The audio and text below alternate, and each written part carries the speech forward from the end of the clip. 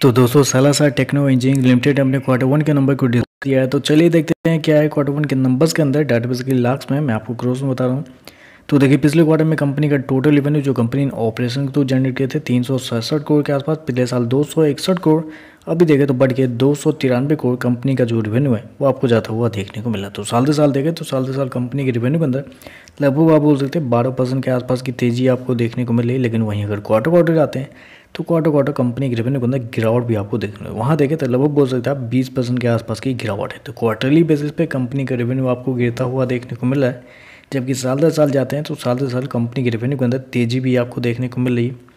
खर्चे की बात करते हैं, पिछले क्वार्टर में 346 करोड़ खर्च किए थे, पिछले साल 248 करोड़, अभी देखें तो कंपनी खर्चे 280 करोड़ के आसपास आपको जाता हुआ देखने को मिला। तो खर्चे देखें तो खर्चे इस क्वार्टर में कंपनी की तरफ से कुछ हद तक कंट्रोल किए गए और उसके पीछे का रीजन है आप कह सकते हैं कंपनी का इन्वेंट्री को जाता है, क्योंकि कंपनी क्या करती है इन्वेंट्री के नाम पे पैसे इस क्वार्टर में बचाई है।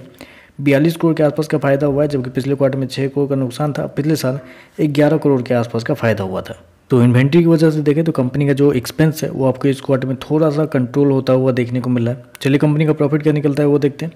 तो देखिए पिछले क्वार्टर में कंपनी लगभग 17 करोड़ के आसपास के प्रॉफिट में थी, पिछले साल देखें तो 10 करोड़ के आसपास का प्रॉफिट, अभी देखें तो अभी भी कंपनी का जो प्रॉफिट है वो 10.5 करोड़ के आसपास आपको जाता हुआ देखने को मिला। तो साल दर साल देखें तो साल दर साल कंपनी के प्रॉफिट के अंदर कुछ चेंजेस आपको देखने को नहीं मिल रहे हैं, जबकि मैंने क्या बताया कि इन्वेंट्री के नाम पर कंपनी को लगभग 30 करोड़ के आसपास का फायदा हुआ है साल दर साल, जबकि कंपनी का प्रॉफिट देखो तो अभी भी साल दर साल फ्लैट आपको देखना है।